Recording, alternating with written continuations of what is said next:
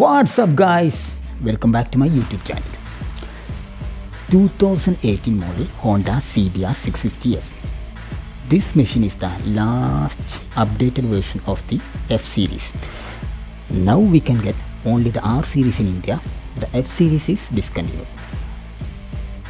The CBR650F is Honda's middleweight sports touring motorcycle.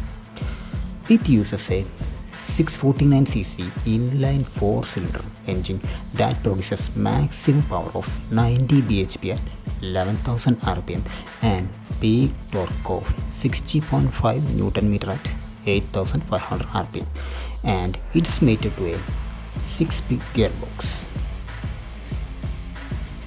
The bike stops with 320mm pedal discs for the front, while the rear gets 240mm single pedal disc, both with Nissin units. Also, it got a dual channel ABS. Apart from the ABS, the 650F does not feature any electronics. This machine got a aftermarket Yoshimura exhaust. I will let you hear how the Yoshimura sounds.